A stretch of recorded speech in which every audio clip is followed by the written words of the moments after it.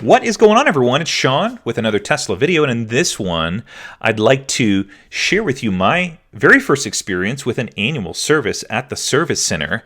My very first in 12 months and 65,000 miles. I also want to talk a little bit about the extended warranty that Tesla offers when you purchase a new Model S or Model X. Is it worth it? Should you pay that extra $2 or $4 grand for the extended warranty, or should you let it go? Does Tesla make a good enough car to pass on that? I'll get into that in just a moment. But before I do that, I want to invite all of my watchers of this video, viewers of this video that are not subscribed to my YouTube channel to do that. This channel is going to be perfect for you if you enjoy following Tesla, you enjoy following an owner's point of view of owning a Tesla. Maybe you're in the market for a new inventory or used Tesla. This channel is also going to be good for that. And if you are in the market for a new or inventory Model S or Model X, my referral code is down below, and through the end of October 2017, it's going to save you $1,000, and it's going to get you free supercharging for life while you own that car at Tesla's vast supercharger network across America, North America, and the entire globe. So let's go ahead and dive into the video and talk about my experience with my annual service. Having driven 65,000 miles in 12 months, I really started to get anxious about the health and performance of my car. And because there's not any oil changes that I have to do or any gasoline that I have to put in the car, there's not a whole lot of maintenance as an owner that is needed, but Tesla does recommend that you take it in every 12,500 miles to get things done.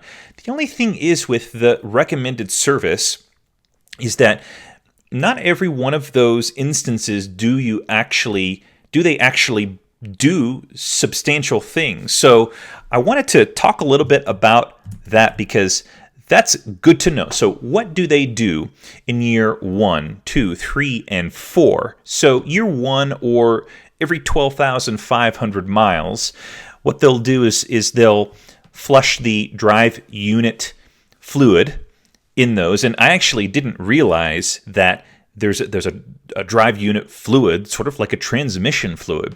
They'll also swap the key fob battery or set. They'll do a multi-point inspection, which I'll get into that in just a moment.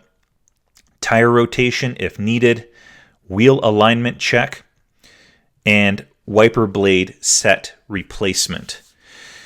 Year 2, or at 25,000 miles, they'll do the AC desiccant bag replacement, and I actually had to look this one up. The desiccant bag is to help absorb moisture, sort of like those silicone bags that you get in shoes, or sometimes like food or beef jerky. You'll have those bags to absorb the moisture and keep the moisture out. They'll also replace the brake fluid. They'll flush the brake fluid and put new fluid in it.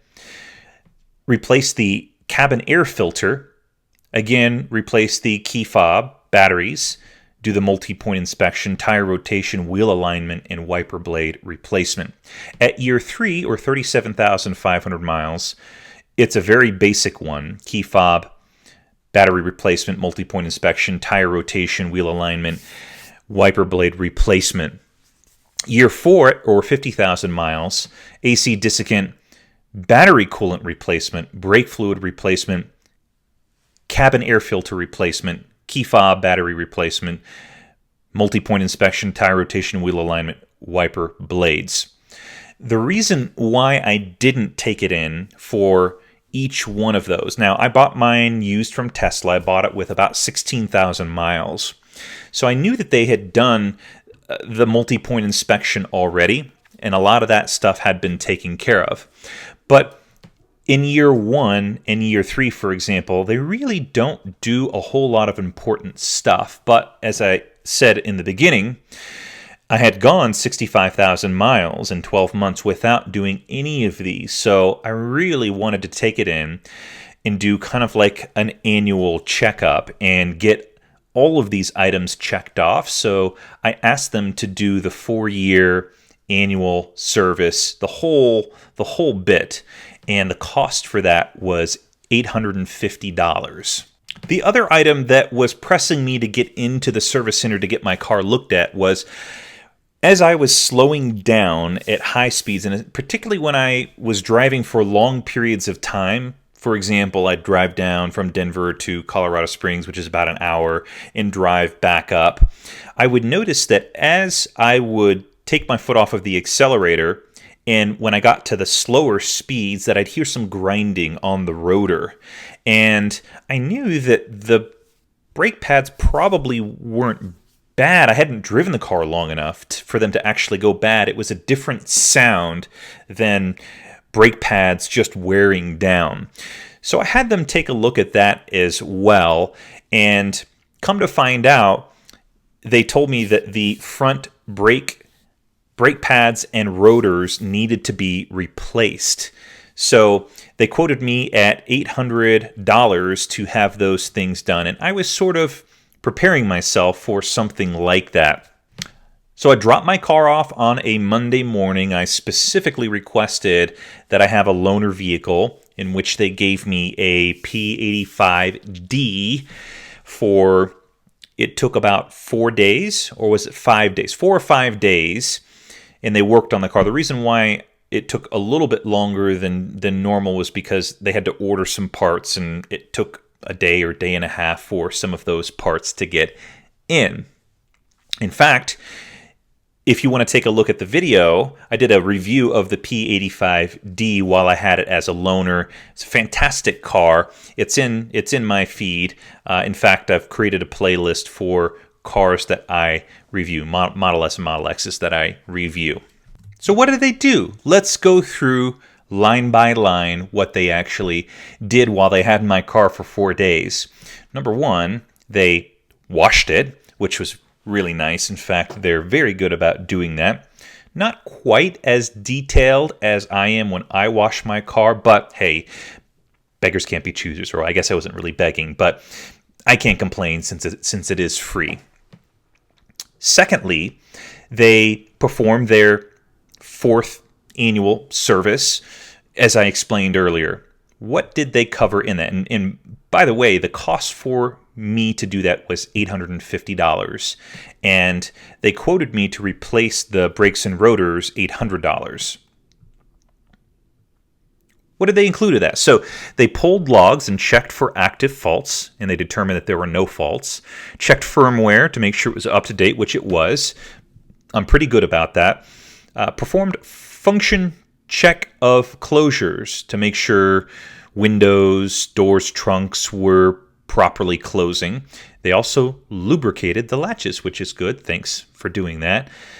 Tested and inspected customers' charge cable. I don't think that I gave them that, so I'm not sure what they exactly tested. Maybe they tested the one that was in the shop, but it was charging fine at 40 amps. They replaced the wiper blades, key fob, cabin air filter, remote keyless entry was working fine. Seat belts and latches were working great, which I kind of knew that. Interior, exterior lighting and horn, great.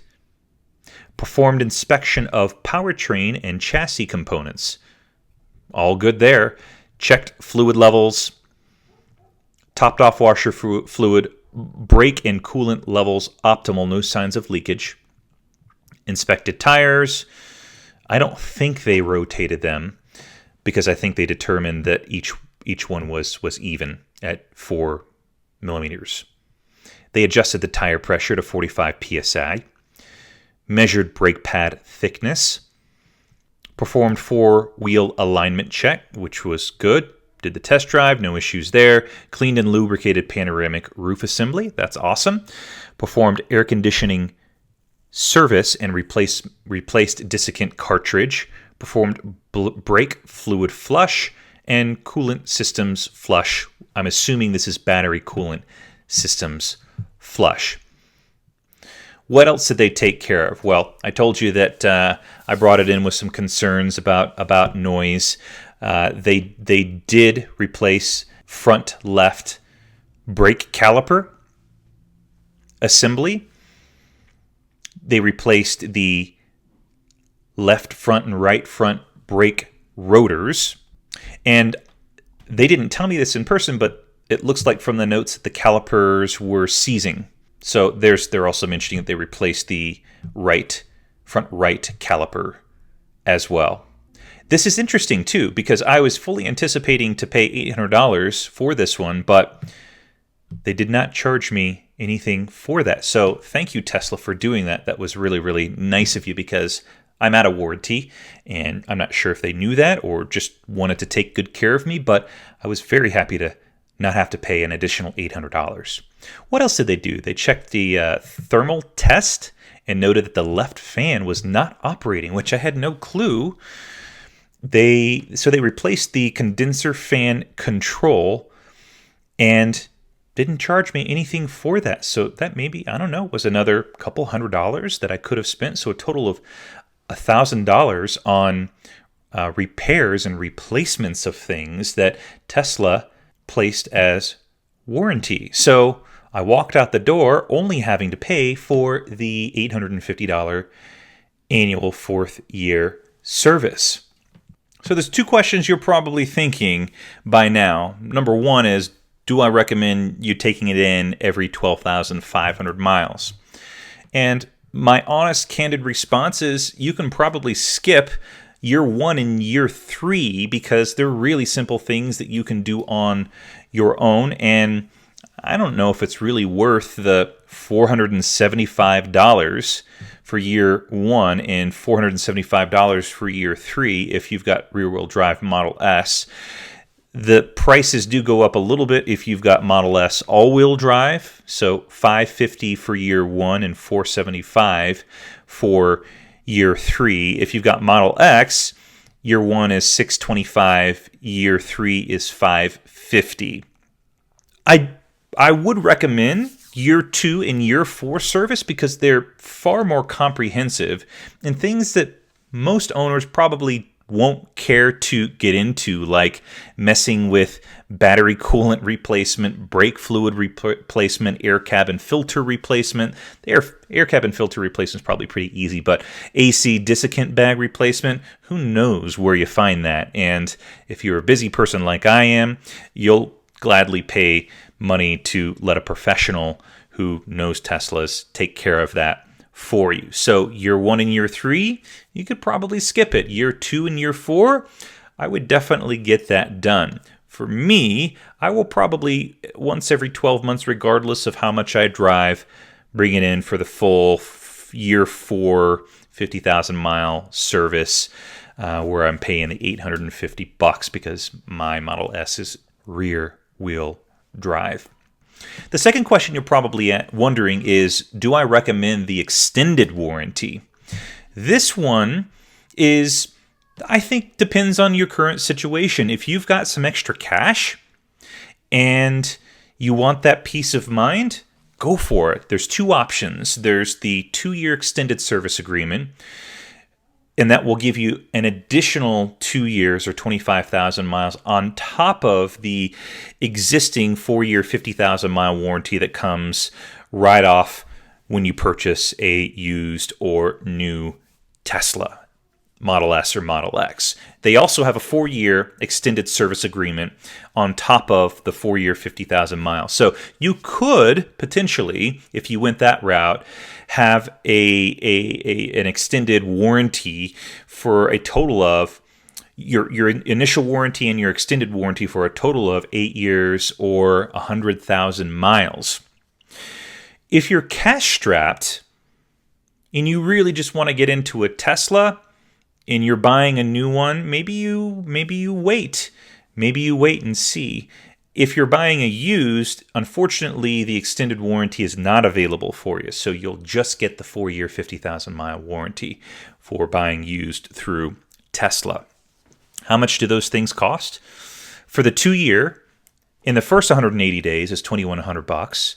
After the 180 days, which is pretty cool that you can actually buy it post purchase, it's $2,600. If you buy the 4-year, then it's $4,250 during the first 180 days and $4,750 in after that 180 days. And then for the Model X, it's a little bit more. So for the 2-year, it's $2,400 and $2,900 respectively, and 4-year extended warranty is $4,800 and $5,300 respectively. So I think it can't hurt, and if you have the money, go for it. It only gives you additional peace of mind, especially if you intend on owning this car long term. If you're cash strapped, maybe you forego it, and maybe you get it later on down the line if you've purchased a new S or X.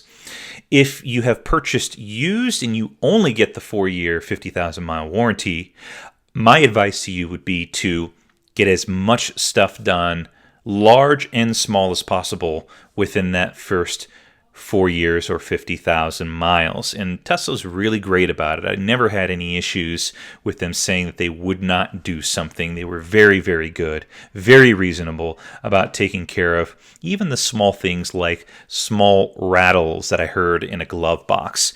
In fact, if you look at the video that I did about a month ago, where I recap my first 12 months of ownership and the things that I took the car into the service center for repair or tweaks or something like that. And I actually took it in almost once every 12 months to have them fix something or repair something or tweak something.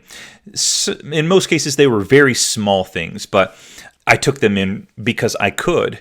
And so I'd recommend that if you're purchasing or consider purchasing a used Model S or Model X and you don't get that extended warranty option, just take it in for any small thing or any big thing that it is.